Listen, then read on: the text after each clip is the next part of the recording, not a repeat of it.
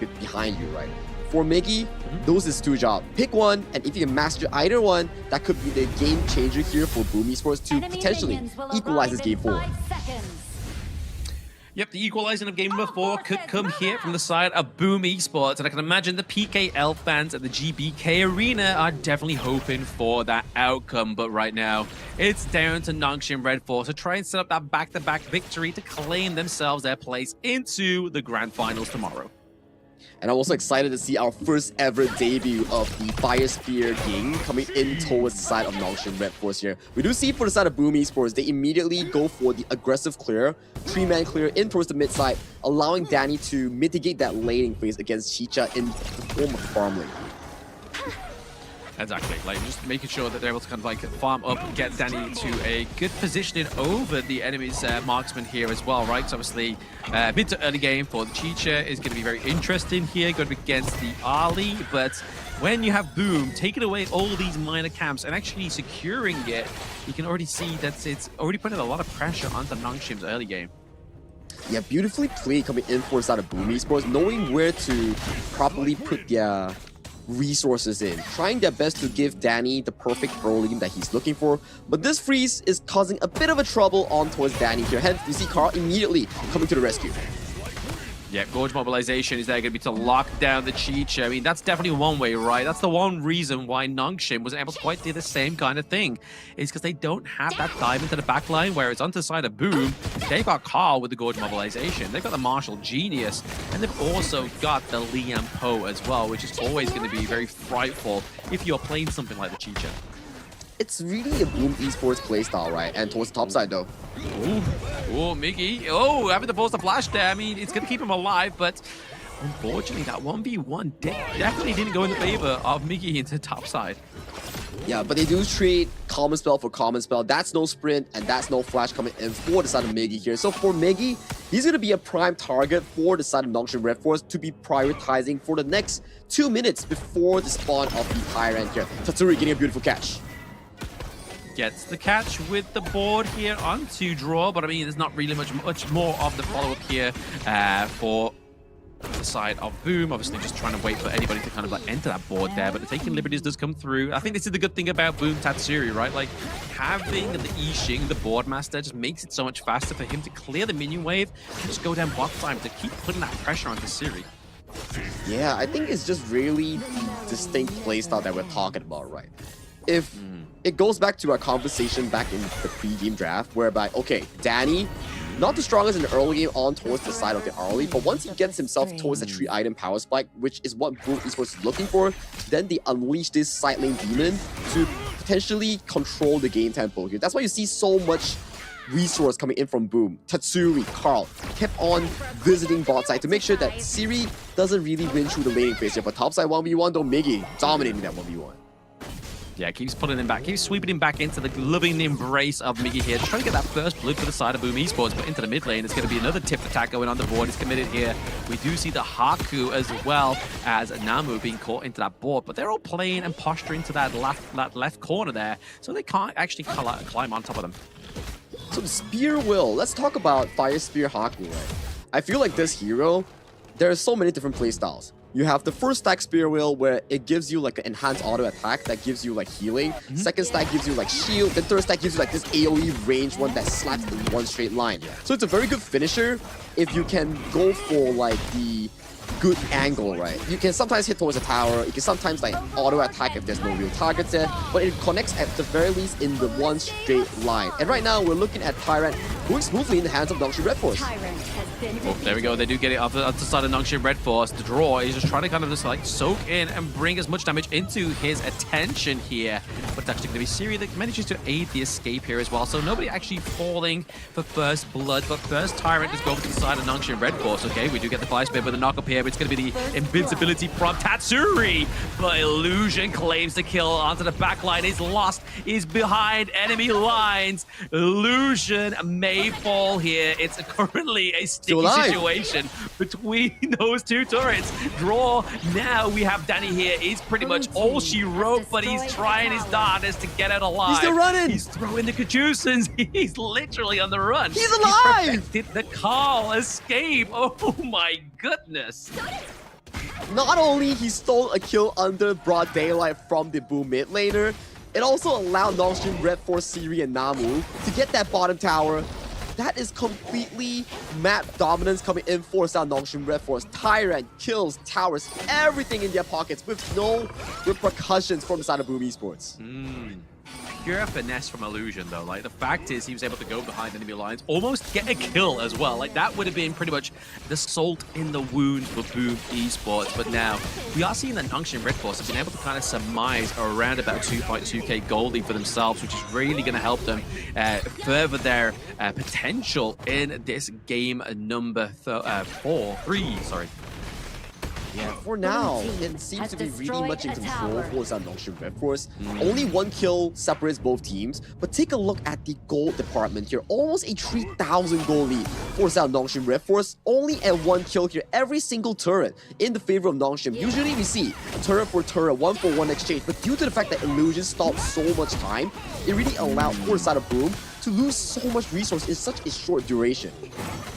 Yeah, I think you're right at picking that one up, right? Obviously, having a distraction is great, but the fact is the distraction got out alive, which is also like an even bigger beneficiary of being a distraction here. And Illusion is waiting in the wing, maybe trying to get the potential pickup here, but you can see Siri slowly fomented. It's the catch there we was talking about literally moments ago. Draw does fall. The CC immunity is what makes Nampo so special, but if you can't click even a button because of the CC crowd control chain coming in for it's not Illusions, Ryu Engine combo, coming in from Namu's perfectly timed stun, and Haku just chaining you with the ultimate stun here, that's so difficult. Oh yeah, very difficult. If you can't just click that, like I said, one singular button, just because there's just so much chain CC, it's a nightmare. It is very frustrating as well. But speaking of frustrations, that takedown of the T2 into the top bot side of the map here for the side of Boom Esports is definitely going to further the frustration. But the Constellation prize is going to be the first kill for the side of Boom in the form of Haku. Yeah, Harko did get completely destroyed by the mid-heat burst there, so that's still an okay takeaway coming in for Boom Esports here. For me, I don't think we can actually say that, okay, Nongshim Red Force is in full control, because what have I been taught after watching 3 back-to-back games between Nongshim and Boom is that Nongshim controls early to mid, Boom comes back with a miracle team fight. That's what I learned. Yeah, exactly. It's pretty much that, right? Like, Boom are a team that are able to be so resilient that they take so many punches from their team, their enemy team, and then come back even stronger at some kind of miracle run like we saw earlier. But now, speaking of miracles, it's something that Draw is going to need. But can Carl and Danny be the saving grace here, as well as Tatsuri, as there is a big dive onto the backline there of the side of Boom Esports. Basically, that T1 into the mid lane, it's going to keep them alive. But distraction here for Miggy is meaning they can take the T1 top side of the map. Good trade so far coming in for the side of Boom Esports. At the very least, they are looking for these answers in towards the side lane, getting more of these resources funneled into the pockets of Miggy, getting more of these resources funneled into the pockets of Danny, so that they can prep themselves better going into the 10th minute team fight here. Because if we look in terms of scaling, it still looks pretty 50-50 and slightly in favor for Boom Esports at the point of if, let's say, the gold deficit doesn't go out of control. Tyrant has been defeated. I mean, that's the one thing, right? I mean, we have seen time and time again where the gold deficit can actually be flipped around, especially with only around about 2k lead here, trying to go for a bit of assault here onto the Azure Golem.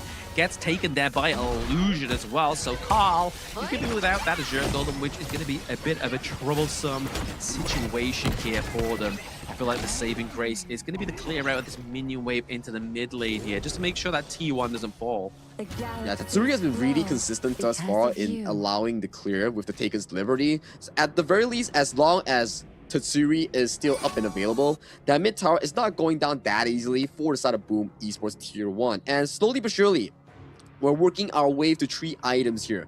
Carl already completing that Doomsday, working himself potentially going for that 3rd item, and for Danny, he's looking for that Daybreaker as his 3rd as well. So slowly but surely, maybe Boom Esports can find a chance in that mid game. But as well, we do see the gold lead being exponentially enlarged by the side of Nongshim as the game goes by.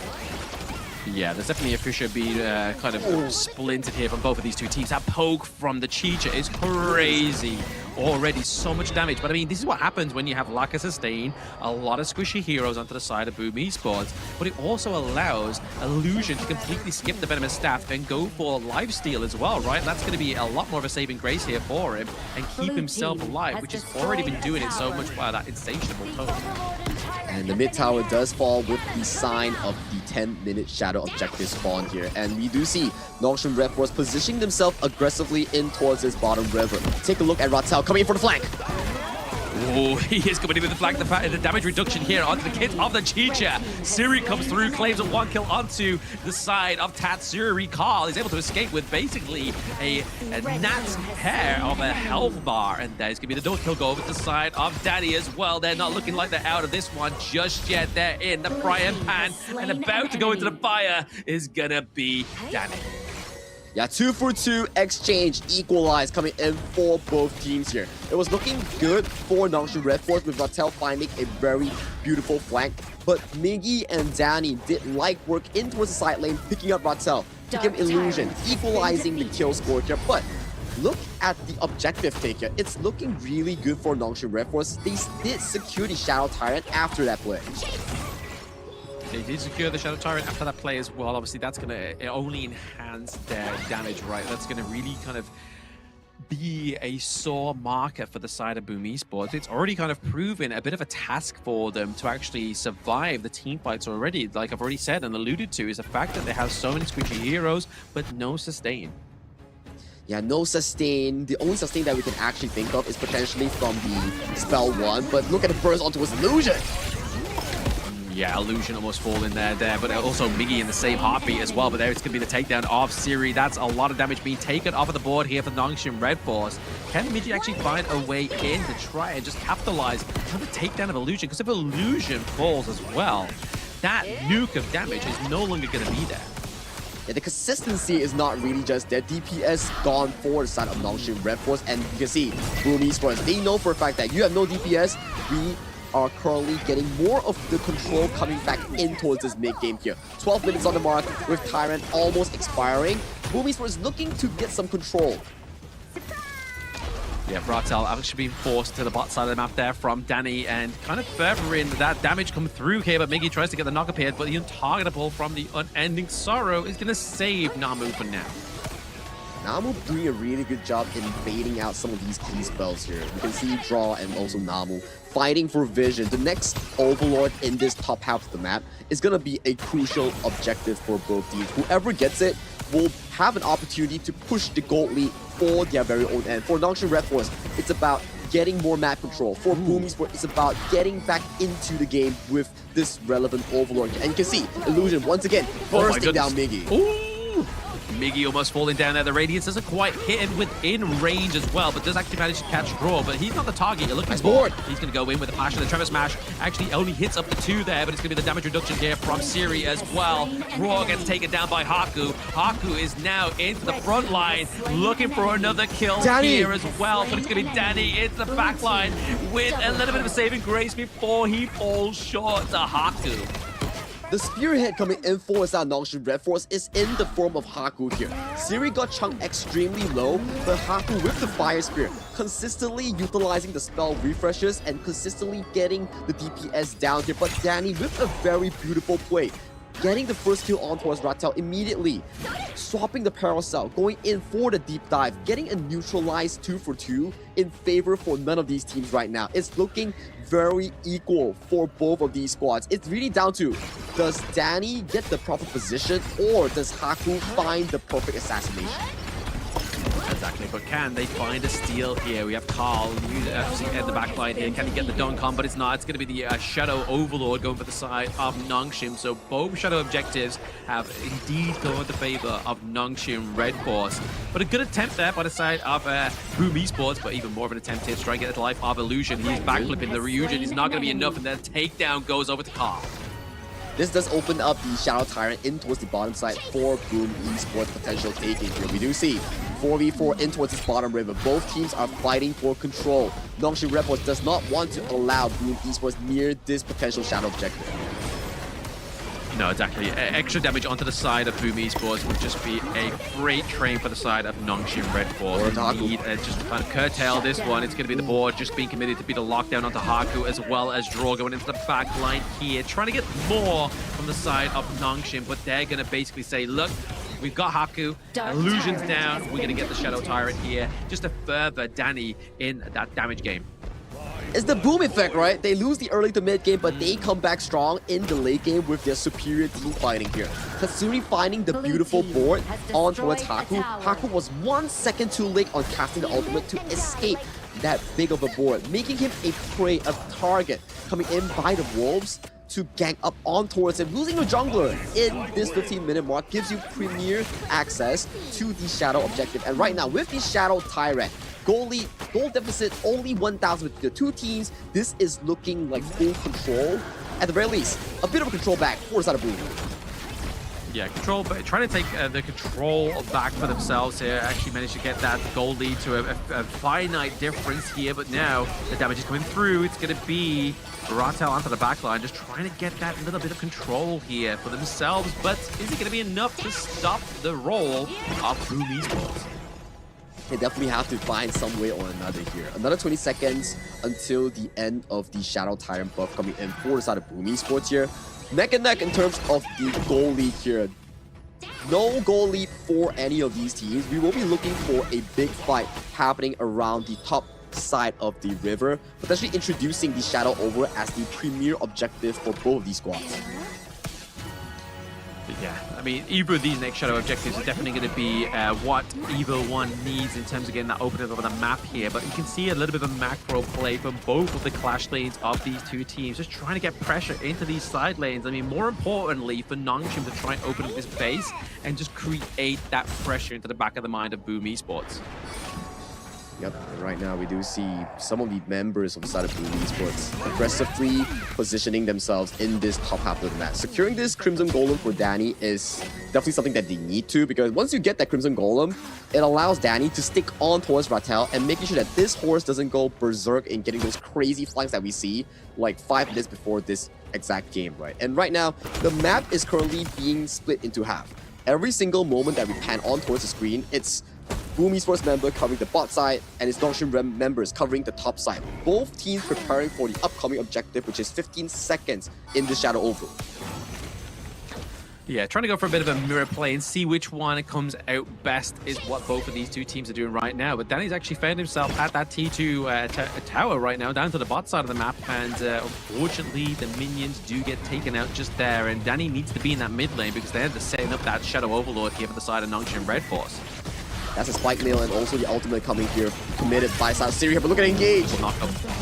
Yeah, double knock up here from Illusion, but is that going to be enough damage here coming now through for Haku? It's going to be a very tremendous Tremor Smash come through as well. Tatsuri just looking for the backline, or at least looking to take some liberties and some punches onto the side of Nongshim. But Nongshim and Boom both get out alive. But is this going to be a potential start for the Shadow Overlord? I feel like if Boom go for this, it could be debated. It could be stolen here by Haku. Could potentially be the case, right? We need to see the Smite War that's going to be unfolded between these two teams here. And so far, Haku doesn't seem to be anywhere near this objective. And this Shadow Overlord, before the Tempest Dragon, goes in smoothly to the pockets of Boom Esports. Yeah, no, we saw there that Draw did a fantastic job at keeping away Nongshim Red Force at that Shadow Overlord here, but now it does mean that Nongshim are able to get that extra little bit of damage come through for themselves here now in the form of the Tyrant, which they need to perfect here, especially when the Tempest Dragon is on the cards within the next minute and 15 seconds. We are going into that Tempest Dragon for sure here, Vlad. We do see with the Overlord so far, Boom Esports is able to get every single tier 2 tower available from the map of Nongshim Red Force, further preparing them for the upcoming Tempest Dragon that will be at the bottom side of the map. If they can take this, it will be extremely good. Yeah, very good at creating pressure, obviously onto the opposite side of the map where that Tempest Dragon is going to be spawned there, Sagi, but now it's all for Nongshim to make a good defense and maybe even get a push out from that crystal, because if they can't find a way out, it's going to be very oppressive here for the side of Nongshim Red Force if they are trying to get this third win on the board for themselves. But so far, it's looking like Boom may actually win this one. yeah, with the top tier 3 takedown coming in for the side of Boom Esports, you gotta admit, this is not looking good for Noxian Red Force at all. Rattel pops the ultimate.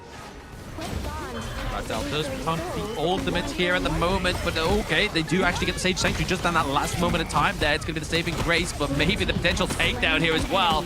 Danny falls. That's a lot of burst damage onto the side of Boom Esports that is now being completely eradicated there, but Miggy looking pretty low as well. Haku comes in with a takedown. They're looking for more. The Sage Sanctuary gets procced onto Carl, and now he falls as well. That's 4 members on the side of Boom, maybe 5 here with the flash in from Namu. It's a team ace. They make it happen here, off with a good start coming in from Rattel's engage, and then we see Haku consistently dishing out that DPS with no Danny available coming in for the side of Boom Esports. They are just 4 members with no consistent damage, and with that, Noxian Red Force takes down Boom Esports, and they are at match point. Once again, it was a struggle to finish that game for Nongshim, so it's still not a progress.